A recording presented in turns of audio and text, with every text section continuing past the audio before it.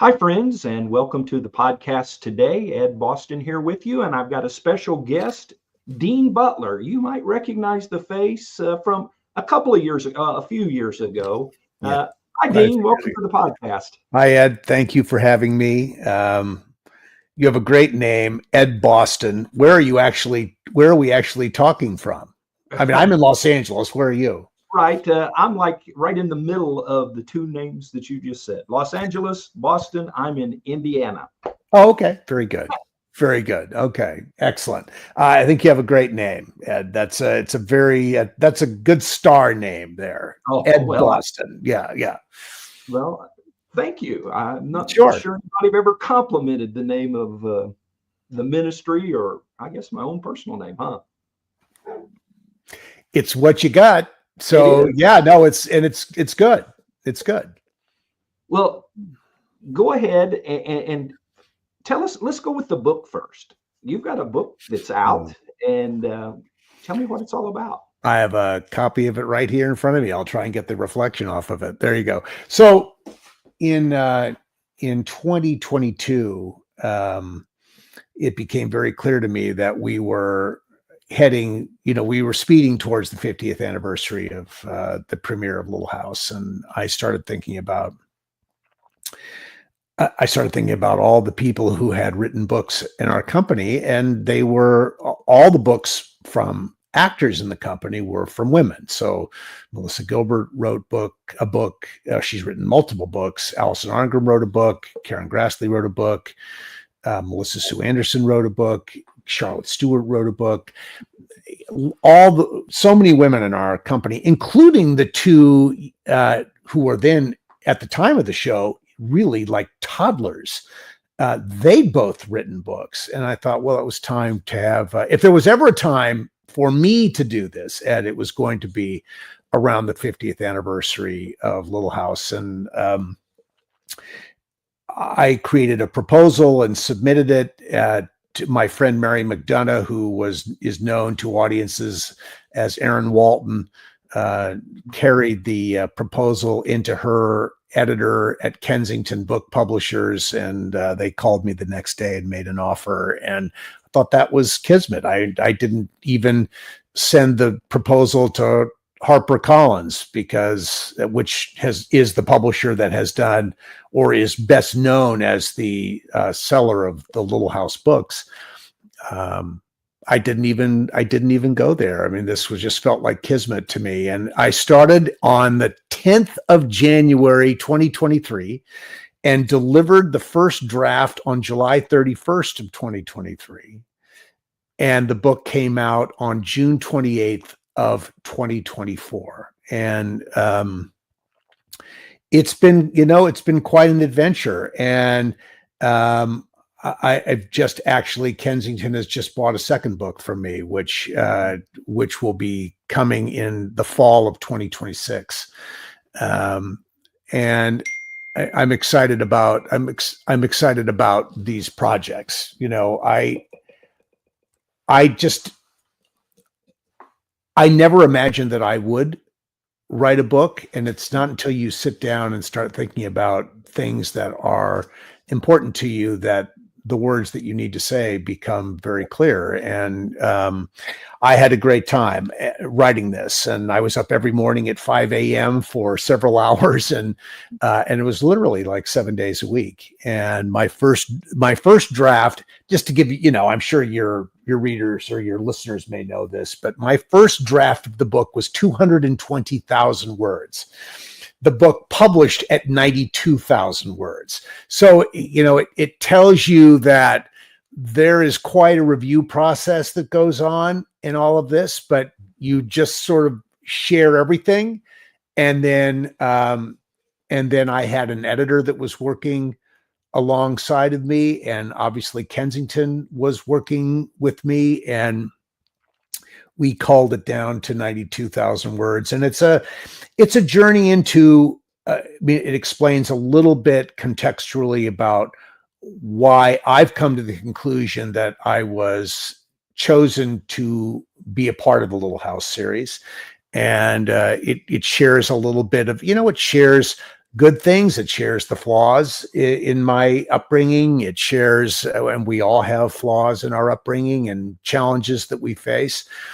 I think, in the end, Ed, I think probably as the most, one of the clearest messages or one of the clearest things that came to me as I'm writing the books is that actors get the parts that they're supposed to get. Decisions are made about casting in about 8 seconds when an actor walks in the door. So, they know, a casting director or producer director knows very quickly if the person walking in the door in their mind could be the person. And they probably know very quickly if this is not the person. And the positions there rarely change.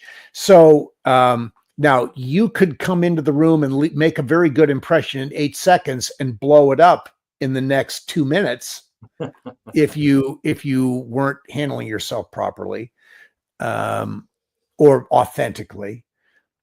But I think generally that first impression is very powerful, and casting directors and producers and directors rely on that first impression because an audience is going to also make a lot of decisions in about 8 seconds when they see somebody come on the screen.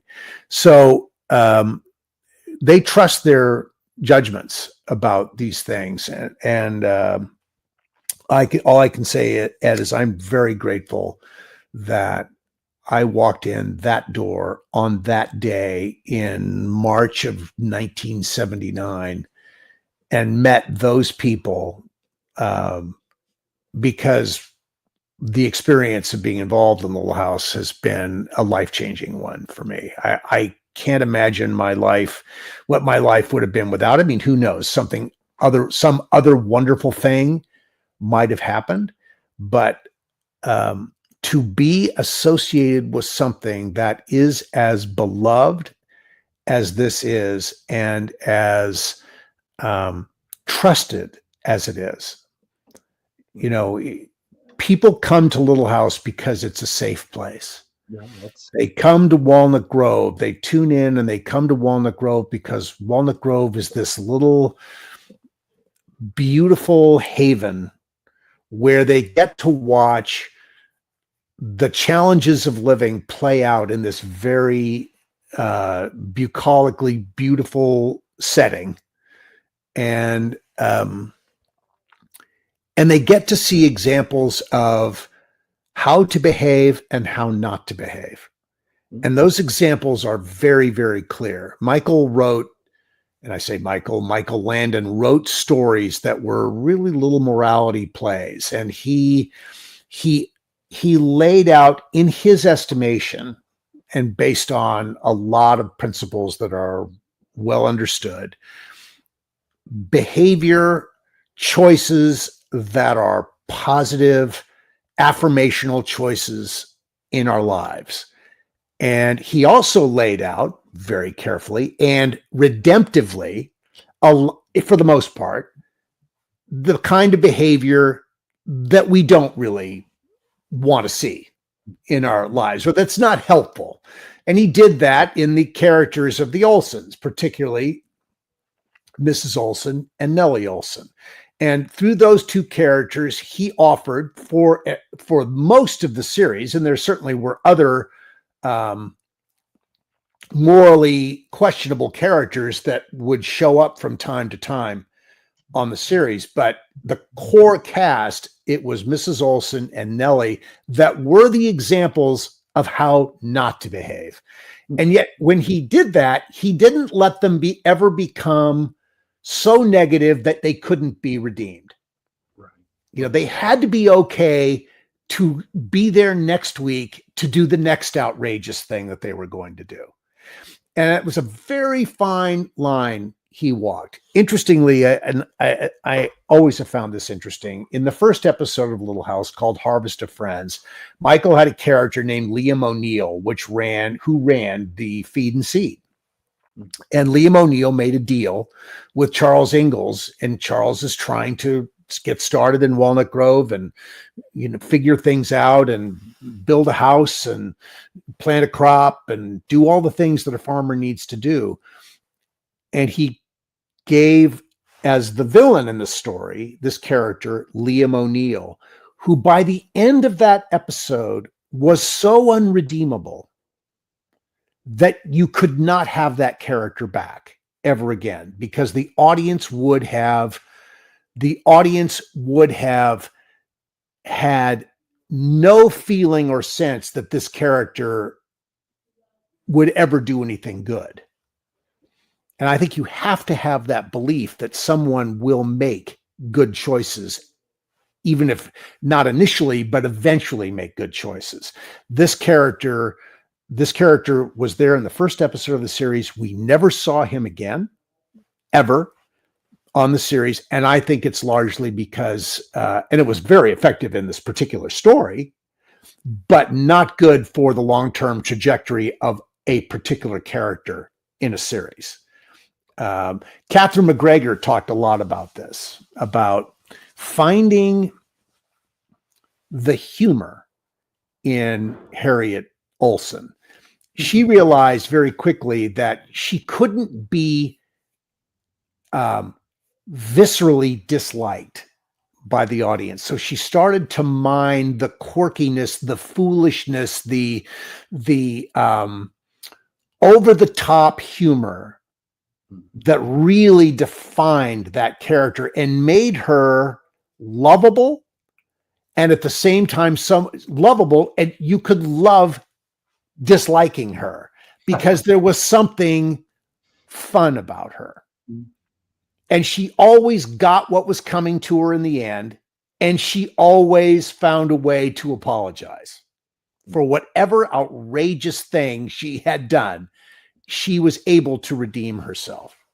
And that was a very important, thing. And it gave Walnut Grove, it was sort of this little laboratory of humanity where you could see good and bad. You could, as a kid, you could look at foundational sort of choices about how to behave and how not to behave. And as an adult, as a young parent, you could model what kind of parent you wanted to be and what kind of parent you didn't want to be. And it was very clear. There was really no ambiguity about it at all. Little House was not, in that sense, a highly nuanced place. Mm-hmm. The messaging was very, very clear. And I think that's one of the reasons why the program has endured so beautifully, because the morality is completely unambiguous. On a personal note, not being one of the original cast members, when you came on board, what was the feel from you? As, am I part of the family? Do I got to prove myself? What did that dynamic look like? I think, our company was, as I grew in it, I always felt like the company was very welcoming of new actors. And I never felt like I was being tested. I mean, I may have felt like I was being a little tested by Michael to find out what I could do, what I couldn't do. But the cast as a whole, the company, the crew, the producers on the show, very, very welcoming. I mean, there would be no advantage to bringing somebody in and throwing up a wall in front of them and saying, "Prove it to me." It just, you want to be as helpful and encouraging and positive with anybody who's new, to bring out their best. And I think the Little House company was excellent at that. And I'd say in most creative situations I've ever been in, Ed, it's been that way. The feeling that the people that you're working with want you to succeed. It's sort of like, when you're sitting in a theater, you're watching a performance, you want everybody on that stage to be great. Yeah. You're not rooting for anybody to fail. Right. You want them to win. And because their win is your enjoyment. There's nothing more uncomfortable than sitting in a theater watching an actor where you wonder if they're going to get through their next line. That's a very uncomfortable place to be. And so everyone's rooting for everybody to succeed. And in terms of just the personal stuff between, it was a very welcoming company and a group of people that I think we were all pretty fond of each other and respectful of each other. Well, it's interesting that you talked about setting in the movie theater. With some of the interviews I've done over the years, I'll be sitting in a movie theater with my wife beside me, and she knows if I nudge her with my elbow, it means that the person is either on screen or in the credits that I've had the pleasure to interview in the past. So she gets a little nudge with my elbow. And so now anytime I see Dean Butler, I'll be able to say, there's a nudge. Oh, you can nudge her and say, well, and she probably knows by what the nudge is like, if it's a good nudge or a not so good nudge. I think they're pretty much all at least really good nudges, and some of them. Okay, good for you, Ed. That's try nice. To take that in a positive. Yeah, no, good for you. No, that's very nice. That's very nice. Dean Butler after Little House, but prior to now, what took place between those periods of time? You mean what happened? What was my life like before coming to Little House? Is that what you're asking? No. I'm asking what projects you had after Little House. Oh, I see. Right. So yeah, I did 2 other series. I did a series called The New Gidget, which was a half hour situation comedy. And then I played Buffy's dad on Buffy the Vampire Slayer. I worked on Broadway. I did other television. I will say nothing else that I've done. And there have been some really nice projects. I mean, I was in the original company of Into the Woods on Broadway, which is a beautiful show. And it just was an incredibly talented company of people. But nothing I've done, transcends the impact that Little House has had. I mean, I think any actor, anybody in the creative world would consider themselves very lucky to have the opportunity to be involved in something that was as successful and remains as successful in so many ways as Little House was. So, there were other things, and I certainly get remembered for other stuff, but other work, but it's Little House, and I'm very proud of that. I feel like, and I've said this many times, Ed, I feel like, Little House on the Prairie is going to be in the first line of my obituary when I ultimately, step away from this earth. And I would want it to be that way. I'm very proud of what that space in my life has meant for me and for so many people around the world who have watched and loved the program, to be part of something that brings people joy, makes people cry genuine tears and laugh a genuine laugh, and touch them in this very personal, intimate way. That's a great thing to be a part of. I would wish that for anybody. It seems to bring emotion to your, you seem to have teared up there a little bit, and that is a very, very, very humbling thing to see you in that shape. And it just tells how you feel about something that has been so important. TV is important to people's life, whether we want to say it is or whether we want to admit that it is. It obviously is. And I think back to the Little House days and different programming that was on way back then.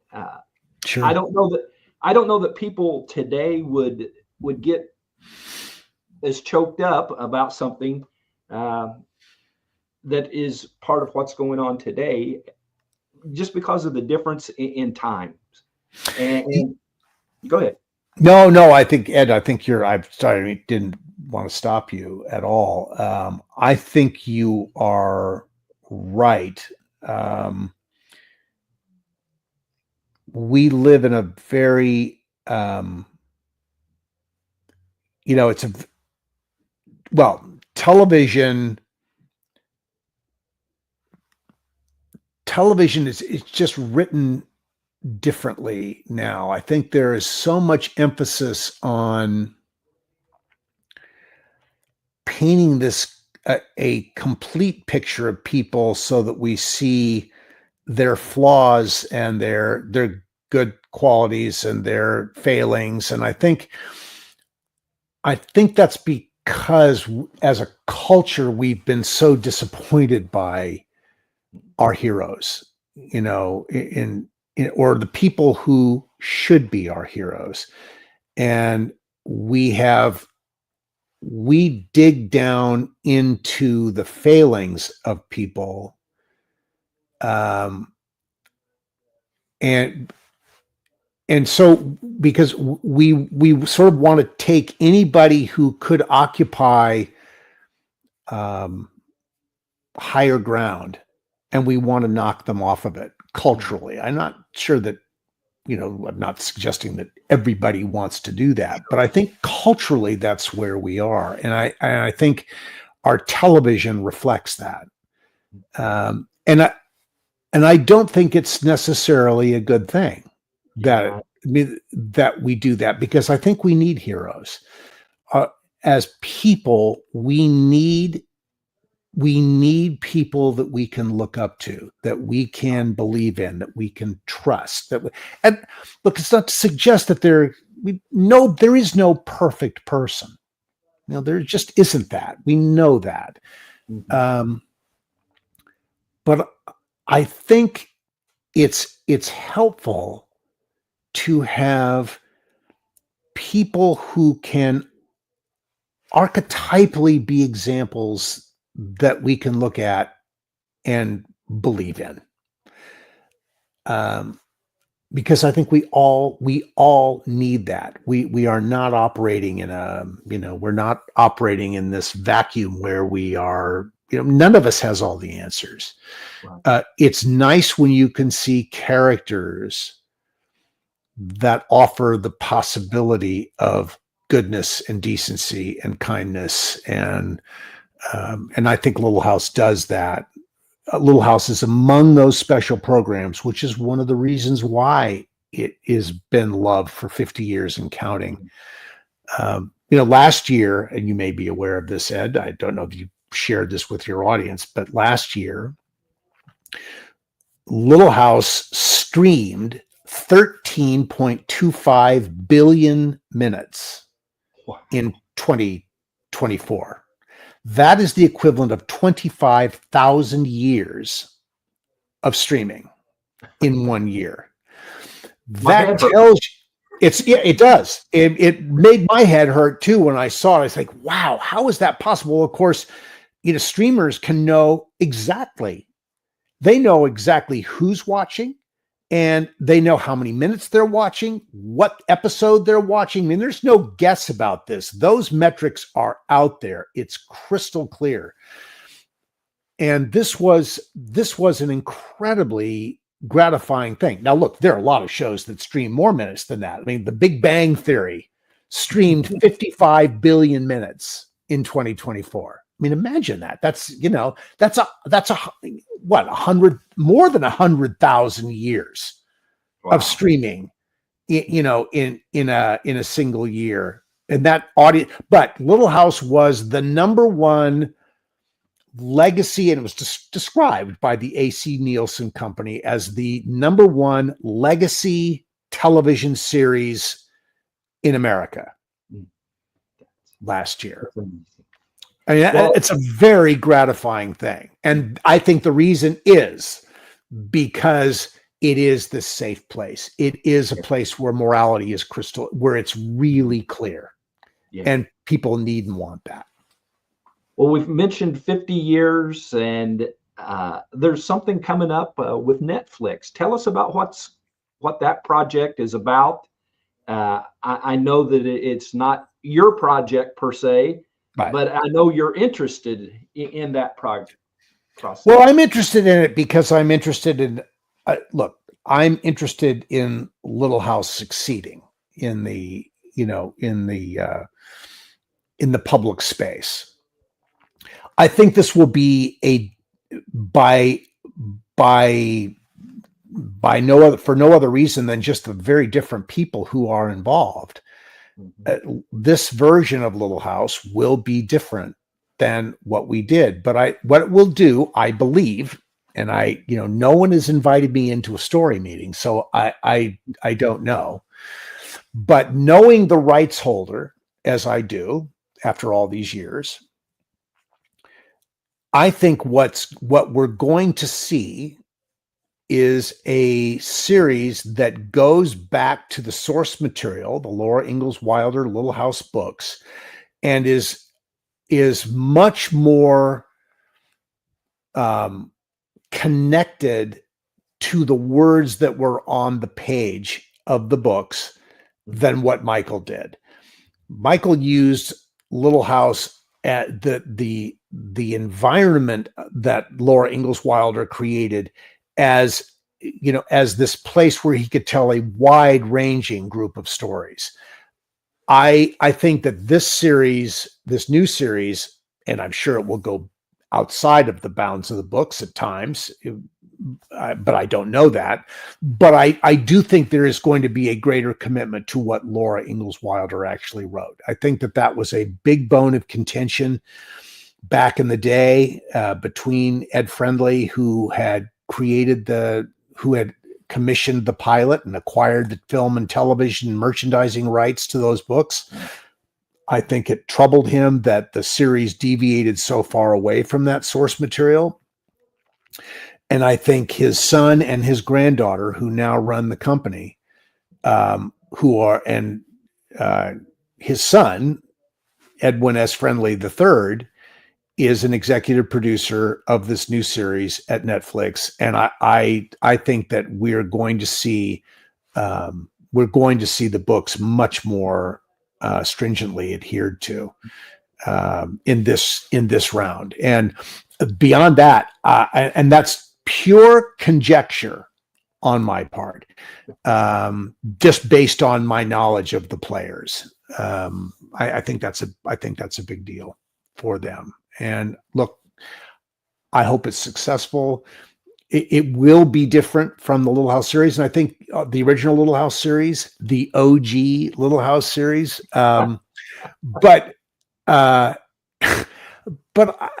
think there's space for that. I'd like to hope that I want to hope that there's space for these different interpretations. I think a lot's going to come down to casting. I think finding those people, that young Laura, that young Mary, that young Carrie, that Pa and Ma, the Mr. Edwards character, that, finding those people in looking, as we jump back to the beginning of this conversation, and that 8-second rule, that impression that those people make in a matter of seconds is going to be the difference between success and failure of this series.